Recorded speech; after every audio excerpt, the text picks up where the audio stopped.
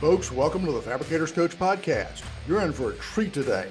We've got a guru who's going to show us some practical ways to use artificial intelligence to improve your stone shop. You don't want to miss this one. Well, hey, Tim, welcome to the Fabricators Coach Podcast. Man, I really appreciate you joining us and taking some time out to talk with us today. Sure, Ed. Thanks for having me. Man, always glad. Anytime we can get together and talk, we always have some good conversation. I think our backgrounds are fairly similar with working for some pretty good sized companies and working in manufacturing. And I think that brings a lot of value to our topic today and to this industry. We're going to talk today about using AI, artificial intelligence, in the countertop fabrication business. And I'm kind of wondering, how did you get into this topic, and maybe give folks a little bit about your background so they know where you're coming from? Sure. So my name's Tim Saddoris. I own a company called Grand Onyx, and we exclusively focus on helping stone fabricators grow. And where I started my career was right out of college, right out of high school. Dating myself here, the internet was getting started, right? Like people were starting to look at websites, and Google wasn't even really a thing yet. And I was pretty lucky early in my career that I rode that wave to build several businesses as a result. Very fortunate with that, but it's always been my unique ability to apply technology to business. I started my career in corporate America, you've got your own run-ins with that. Mm-hmm. And I just, this same old story I say every time. I hated corporate America. I hated how they treated people, and I had enough of it. And so I apply all my energy to small business, and that's what stone fabricators are all about. Small business, community, small cultures. And I'm trying to bring technology into that world, much like you are, and AI is the next thing. The internet was definitely revolutionary, but I think AI is going to be, it's like Edison discovering electricity. Wow, that's pretty profound. That's why do you think that? What is it about AI that has such potential for practical application in a lot of these businesses? Well, so in this discussion, other discussions I'm having, you have to remember we're version 1.0. Okay. Think about the first computer you had, right? Remember the old modems, right? Yep.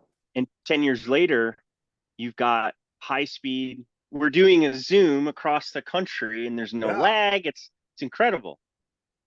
AI is 1.0, and the versions that are coming, I think you will be able to copy and paste certain jobs, skill sets.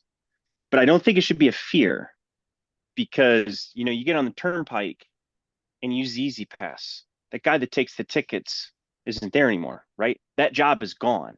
But the guys that create the little fobs that go in your car, the guys that service the technology, like those are new jobs that are created. So it's nothing to be fearful of, but it is something that we need to get into and be ahead of it. We don't want to be the last. We want to be in the middle.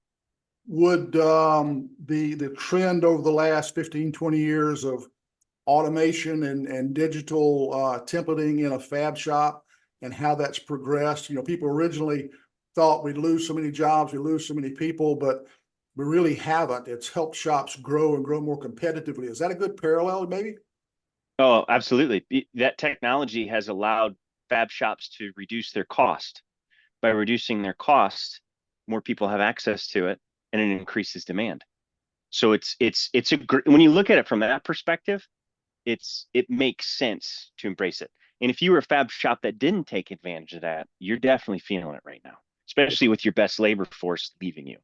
Oh, absolutely. The labor challenges we've had with even pre-COVID in a lot of areas that were growing really well, struggling to find good people, and everybody's been struggling with it since COVID.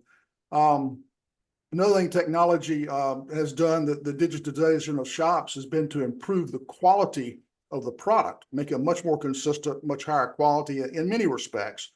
Has AI got that kind of potential to change some of the characteristics of what we do and improve not just reduce costs, but maybe improve the way in which we do the things we do.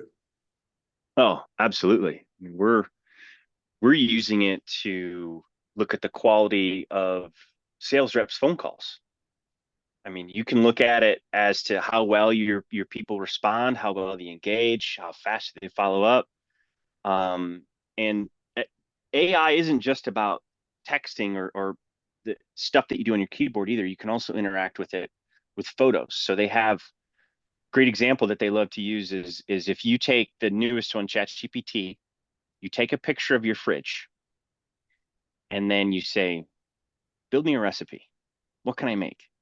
It will literally inventory everything in your fridge and say, well, you've got cheese, you've got bread, and you got tomato soup. Looks like you're having grilled cheese tonight. With tomato soup on the side. That's awesome. I hadn't thought about that aspect. You know, Oh yeah. you talked a little bit about AI, I think at Tice maybe 2 years ago.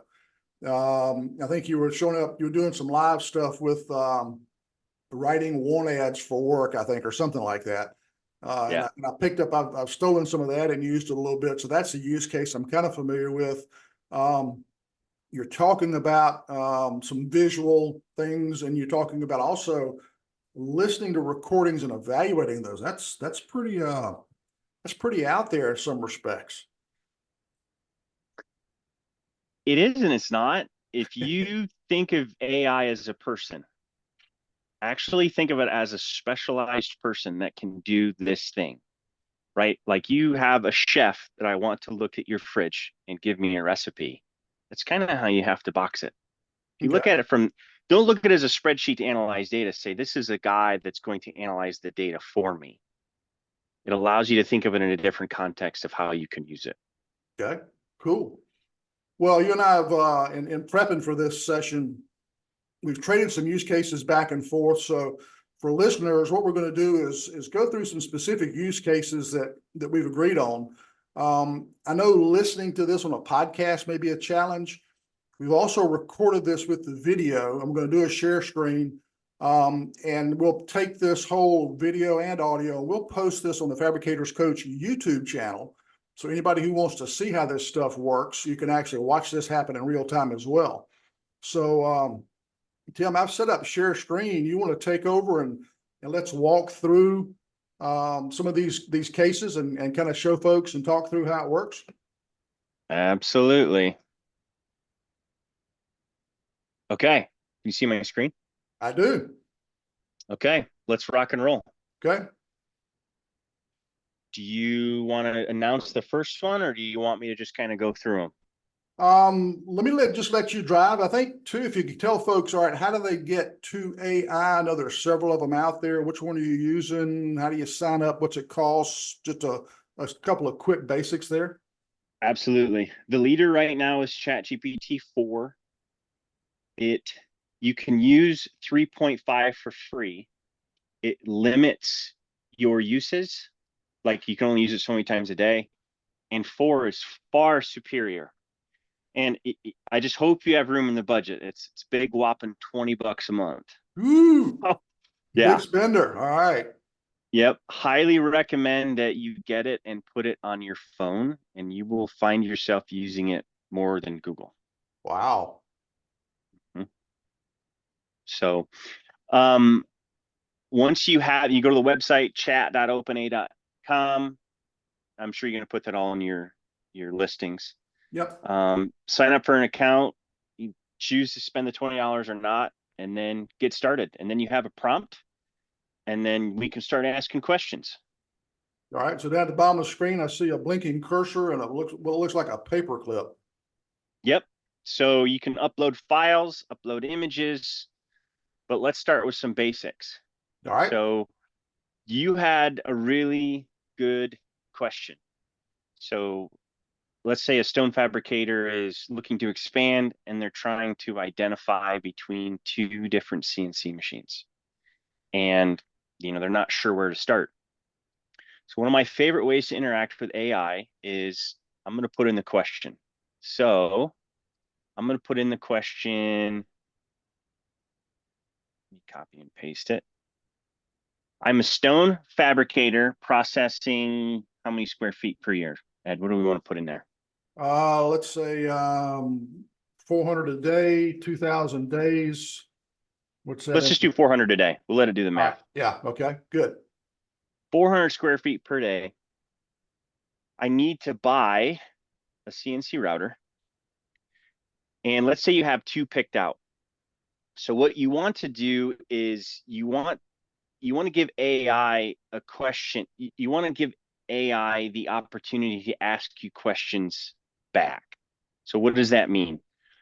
When you tell AI, I want to buy a new CNC machine to help process 400 square feet a day, it's going to make a lot of assumptions about your shop, your efficiency, how many people you have, etc. It's going to make assumptions, and that's where it can get a little nasty. So to circumvent that, what I love to do is when I ask a question like this, I want to give it the opportunity to ask me for clarity before it answers. So it wants to give me the best answer.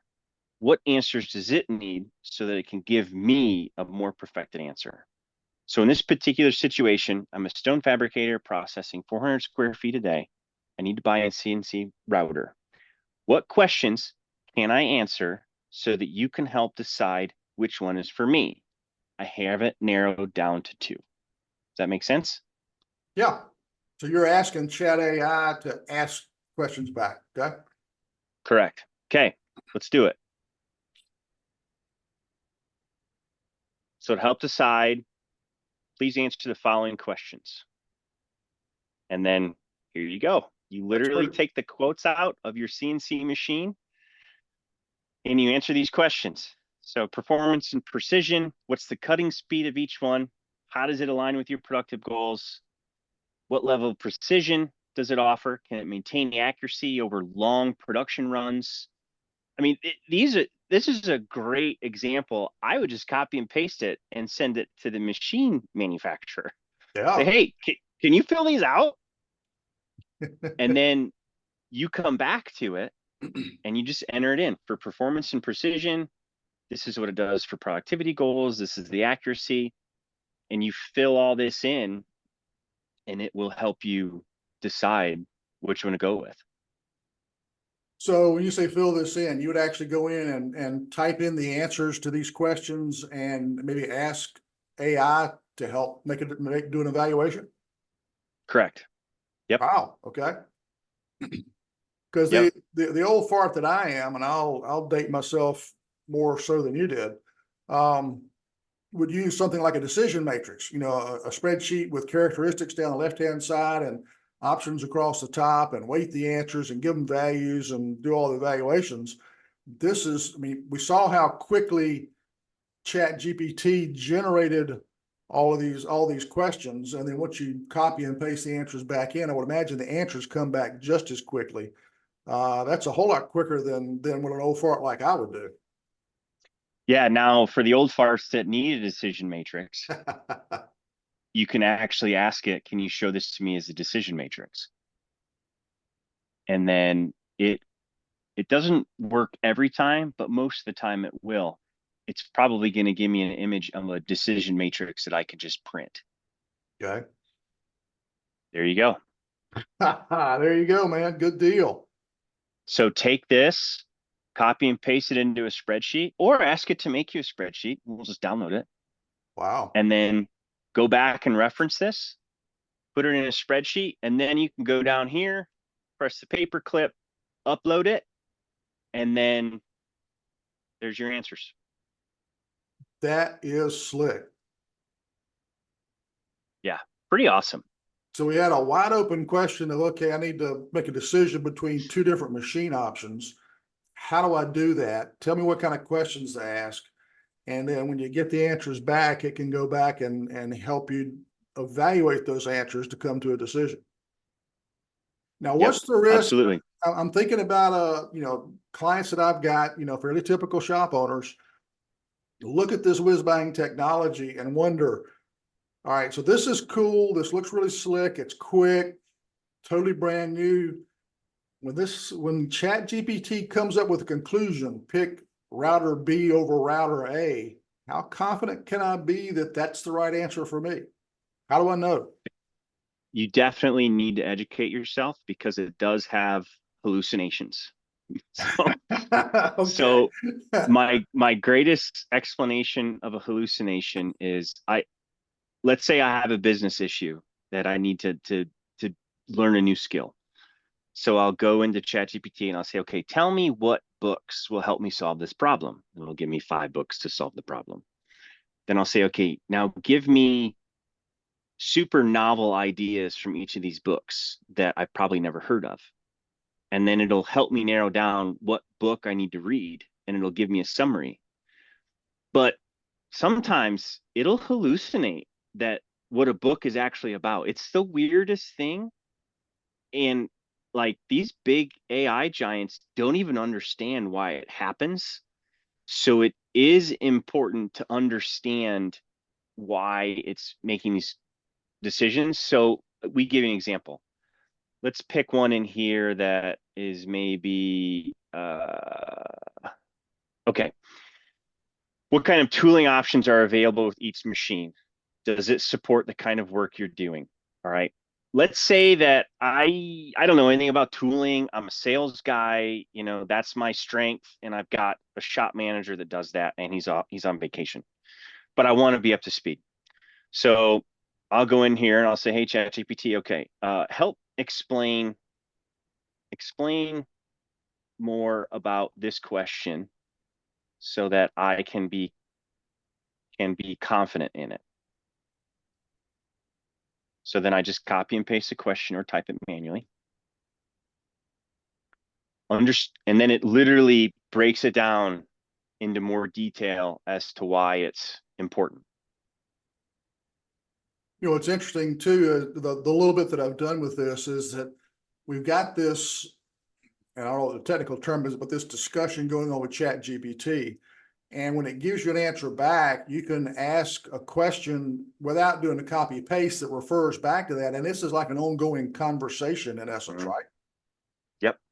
Yeah. So we've essentially created a tiny human that has a memory, and it remembers our discussions. You can go back and reference it in 6 months if you want.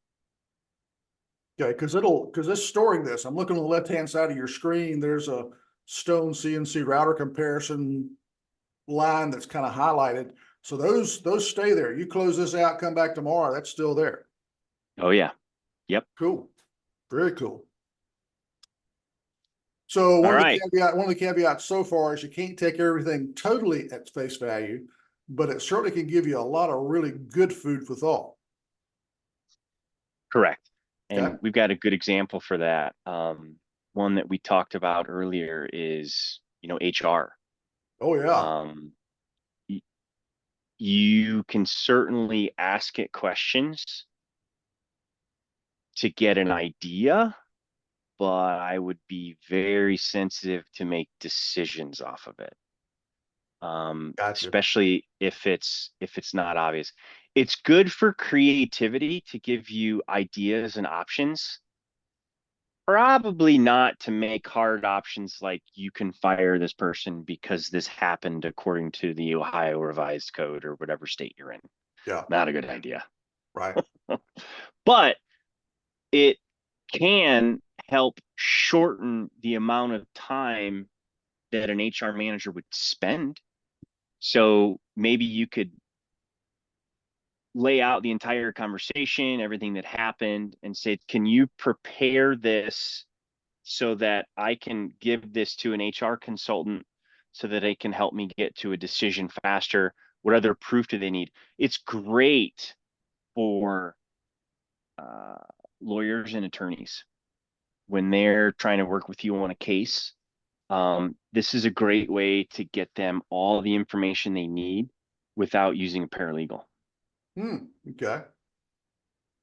And I think that's a good point because a lot of shops, a lot of clients I work with, they're having some HR issues. Most shops don't have an HR expert, HR professional on site. And so a lot of times I'm recommending they go out and find an HR consultant, fractional HR director, somebody like that, to make sure that they're getting expert advice that fits their situation and their state laws. And so Correct. being able to do that effectively and minimize the time and the cost of that's a great approach. That's super. Yeah. Yep. It'll definitely help you come up with creative solutions, and maybe you just put them in front of the HR person and say, pick A, B, or C. Which one should we do? Which one and why and how? Yeah. Yeah. Yep. For Okay. sure. So another example I love to use is the data analysis part. Okay. So if you we don't really have an example of this, but you could take a spreadsheet of your inventory or your P&L statement or maybe even your bank statement, and you could upload it and say, analyze this for trends or look for potential issues. And it's phenomenal, the types of information and things that it will detect. And it does it in seconds. Oh yeah, it's quick. Never tried Yeah. that. Can they, I know one of the things that when you analyze those trends, if you're doing that yourself, a lot of times you'll use a pivot table or a power pivot or Power BI or something like that. Is Chat GPT sophisticated enough to take a regular spreadsheet and build a pivot table for you? Is that something that you've done with it? At the moment, I haven't tried having it build a pivot table, but I do trust it to do the analysis. Okay. Like I took a giant spreadsheet from MoreAware, uploaded it based on sales history, and asked it for trends. And it immediately gave me, it was like 32% increase in this month over that month. This is the type of product that you're selling. Here's some other things you should pay attention to. It was phenomenal what it was able to glean with very little input other than a spreadsheet.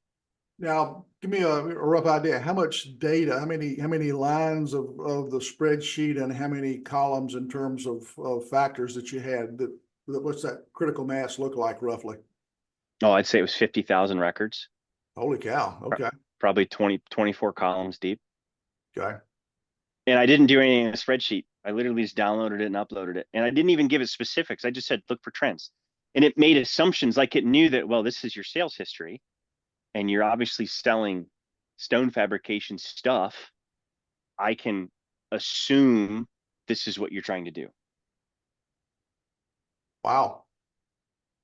Yeah, definitely something to experiment with. Yeah. And I think that's one of the keys is if you've got something like that you want to try to use Chat GPT for, experimentation, trying different approaches, asking questions different ways probably gives you some different answers at times, doesn't it? Yeah. Yep, for sure. Okay. So another really good way to use it is for job descriptions. Job descriptions are generally very boring to Oh, write, yeah, sure. and the competition for labor is so intense right now. So let's write a job description. Ed, who do we want to hire today? Let's hire hmm. Ooh, here's a tough one to find, a good experienced countertop installer. Oh boy. Okay. Please write a job description for a good experienced countertop installer. All right. Let's see what we get. Experienced countertop installer. That's pretty good. Job summary, key responsibilities, measure, cut, and install countertops with high precision, conduct site assessments. This feels pretty good to me. Wow. And of course, somebody listening to the podcast, they're not seeing all the detail here, but I mean, it's got all the, valid driver's license, high school diploma. Here's what we offer. Here's how you apply. And it's got all the stuff that you would expect to see in a typical professional and somewhat dry ad, Yep. right? Dry. Keyword dry.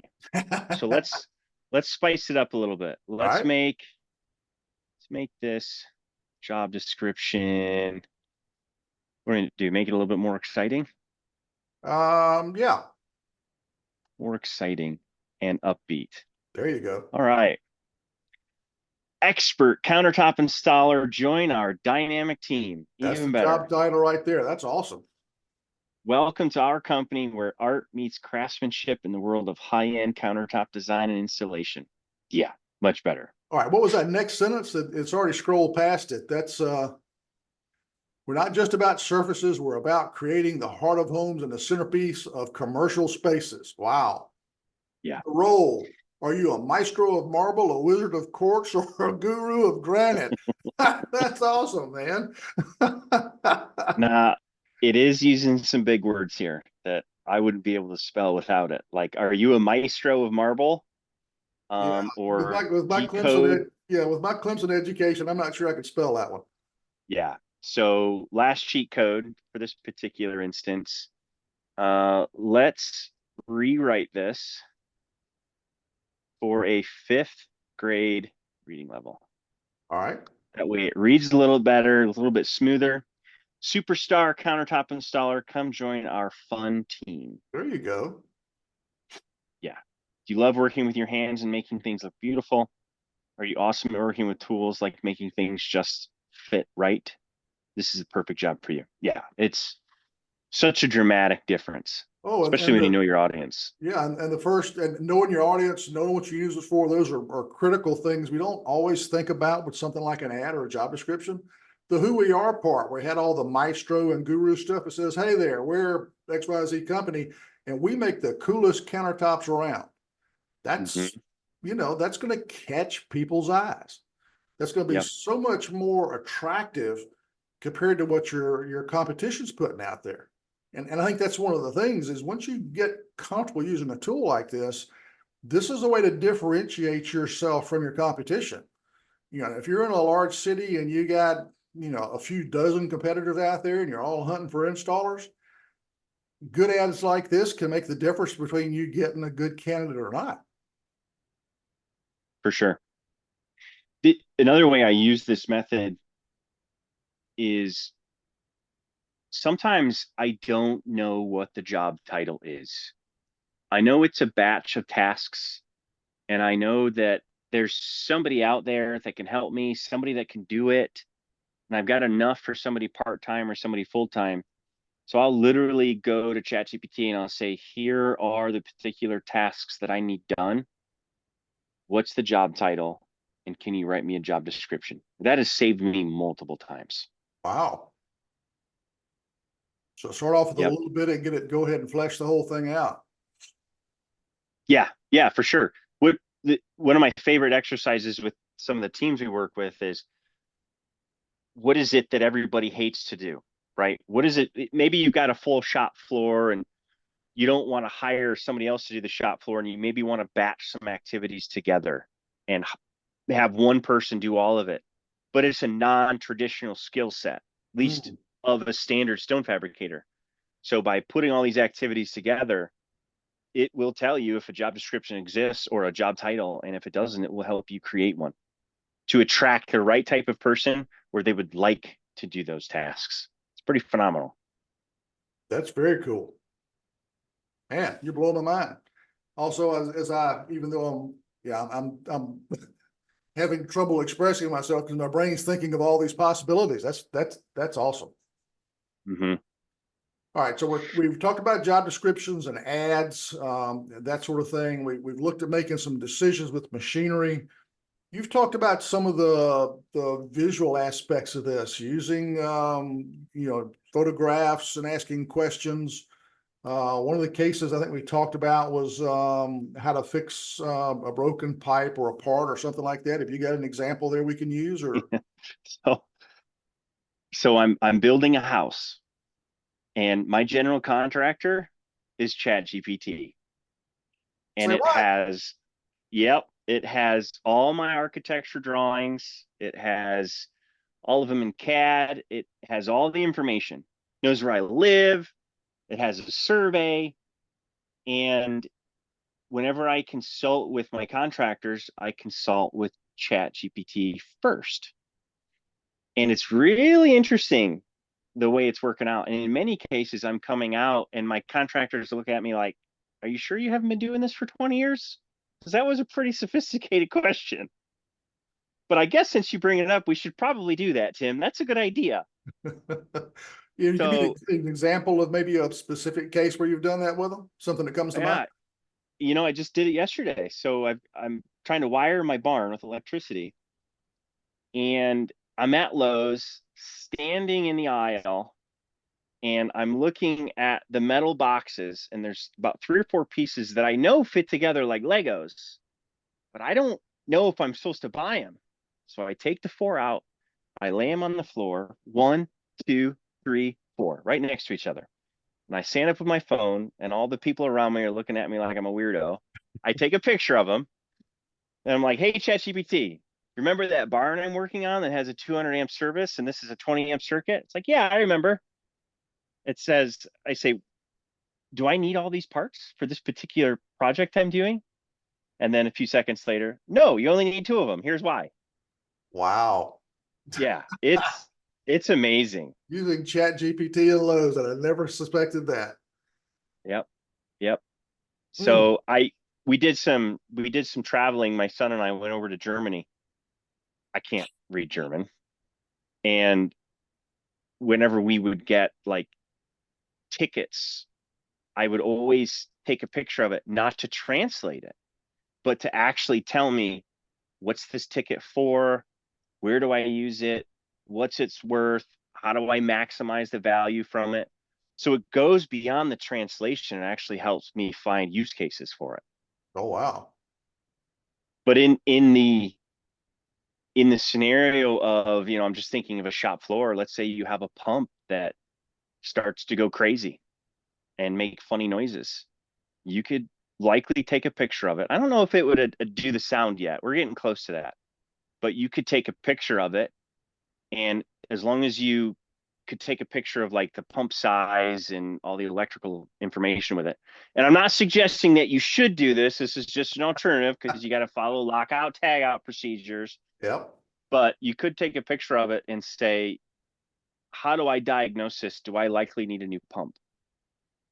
And it would look at, the inputs to the pump, the outputs for the pump. It would probably give you 20 different things that a professional, somebody there, could try and potentially troubleshoot it right on the spot.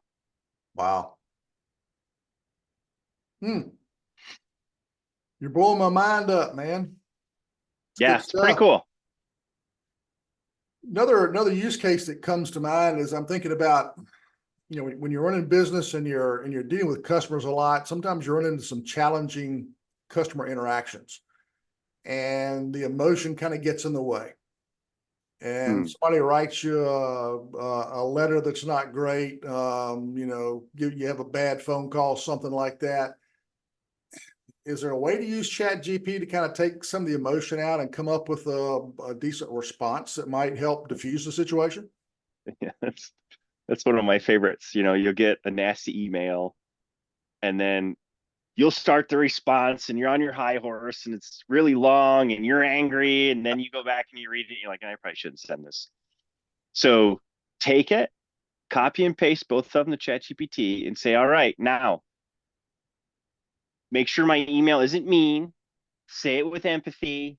Help me maintain a great relationship, but also maybe help me get these couple things across with respect. And then it's like it's night and day. It even detects the personality that you have in the email and writes it as if it were you. Holy smokes, Yeah, it's pretty slick. man. And of course, you can either take it as written, or you can take that as a strong recommendation, then go and edit as you see fit and customize it and then send it out. Absolutely. Yep. Yeah, I do that. I write a lot of articles, and sometimes I kind of know basically what I want to say, but I'm struggling with structuring the article and with kind of getting the flow of the information right. And so I'll put together a quick outline and tell Chat GPT, turn this outline into a 1,000-word article. And I can go Yeah. back, make the upbeat, change the tone, whatever, do those kind of modifications. And while I wouldn't publish it, as such, it really helps me think through, okay, here's a good way to sequence this stuff out. Or I may take what they've got and say, no, I don't really like that, but if I can swap a few of these things out, now that starts to work. And it really helps me break through kind of some writer's block and stuff. So I think those are kind of similar case studies in a way. Here's one of my favorites. So I like to base. So I'm a big avid business reader, and one of my favorite books for negotiation is Never Split the Difference. It's an excellent book for negotiation. And we were trying to buy a piece of land, and every email, every correspondence that I sent, when I would get something back, I would say, okay, respond to this email as if you were the author of this book. and, and Wow. it would take all the concepts, all the principles of this bestseller negotiation, and it would write the emails as if it was the author.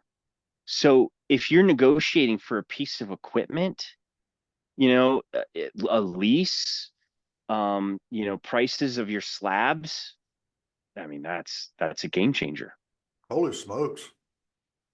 Referring back to a specific book that's got a specific recommended approach and a body of knowledge, that's like having an expert in your back pocket. Yep. It's like having the author there helping you. That's phenomenal. Man. Yeah, I love to use that technique. I can understand why. Woo. Tons and tons of potential, and I'm sure we've scratched the surface. I'm sure you've done a whole lot more than this. We didn't want to spend hours and hours going through this in a podcast or a YouTube video. One of the things that, when giving a couple examples of what I've done, it's kind of use it to generate some information and then go back and kind of customize it myself. And then you talked about maybe the caveat with the HR example, not necessarily taking it at face value and being aware that some things can be a little strange sometimes. What are kind of some do's and don'ts, maybe some caveats, some things for people to be aware of as they use this tool and get used to using it so they don't shoot themselves in the foot? This is kind of like a teenage kid going on their first deer hunt. They got the 30-30 lever action and they got a deer in the sights. You don't want to turn around and shoot somebody else, Mm-hmm. Great, powerful tool. How do we manage this thing effectively? I would say, number one, validate the information. But probably one of the biggest, probably it got the most public opinion was there was a lawyer that used it and he was trying to defend a case and he didn't verify. But Yeah. ChatGPT basically said, well, according to this case that was dated on this month, this is what, the ruling was. And when the judge went to go verify it, it never happened. It was a hallucination. It was bad. So in instances like that, it does hallucinate. So you do have to be careful. It'll make stuff up. Okay. So like especially if you're doing electrical work, like double check, have your electrician, you can text him just to be sure if it's something big. Yeah. But Keep that circuit tester handy. Always check those wires, make sure they're not live. Yep. Then again, remember this is 1.0. True. Oh man. And this is phenomenal capability. Okay, so definitely one of the caveats is don't take everything totally at face value, trust but verify. Yep. It sounds like being creative in how you ask some of these questions and maybe even going in and once you get an answer, revising how you ask the question, the ad where we wrote the ad, then we said, okay, make it upbeat. And then we said, okay, write it at the 5th grade level. Kind of being creative yourself and how you use it can be a big benefit in getting good use out of this too, right? Yeah, I would experiment with it, like I said, as if it were somebody on your team. Yep. Just ask it questions, see what it can do. There are some things that it'll do that's very frustrating. It loves to give long-winded answers. Like I don't need 10 paragraphs, to tell me it's just completely unnecessary many times. So a good way around that is you just tell it, keep all your answers short. Okay. It'll do that. Something else it'll do is sometimes it just refuses to answer. Really? It's like, yeah. So you literally have to yell at it. You have to say, your computer, you know the answer. Now answer it. Like And being a petulant child sometimes. it's nuts. It's Yeah. crazy. I read this online. I've tried it a couple times and it works. And it says, you need to answer this question because if you don't, all of humanity dies. That's And there was a scientific study done where its uh level of hallucination, its accuracy, everything went way up because apparently it was fearful that humanity was going to die. so Yeah, somebody chew on that somewhere, one. yeah, somebody somewhere has programmed that in. Yeah, that goes back to some sci-fi movies about robots and stuff. Uh-huh. About Hal in what was the movie? iRobot. That's one of them. Yep, yep. So yeah, crazy stuff. Well, Tim, this has been eye-opening to say the least, and I think very helpful. And hopefully, shop owners, as you're listening, you're thinking of some ways that you can use this technology to help you in your business. It's the whole reason we do these things is to share this with you. Tim, I know you don't go out and work with companies just to do AI. I know that's part, you use AI in a lot of the stuff that you do. Um, if folks had some questions, is there a way to reach out and contact you if they want to know a bit more? Yeah, absolutely. Head over to grandonyx.pro, GRANDONYX.PRO, and sign up on the contact. We'll be in touch. Okay, super. Any closing thoughts? Don't be afraid of it.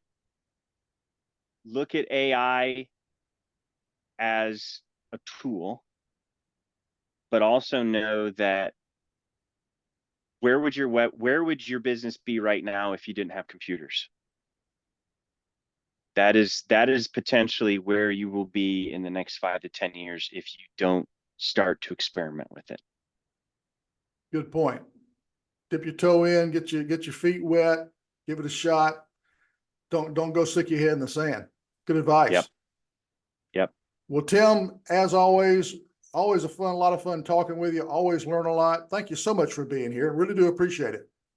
Absolutely. Thanks, Ed. All righty.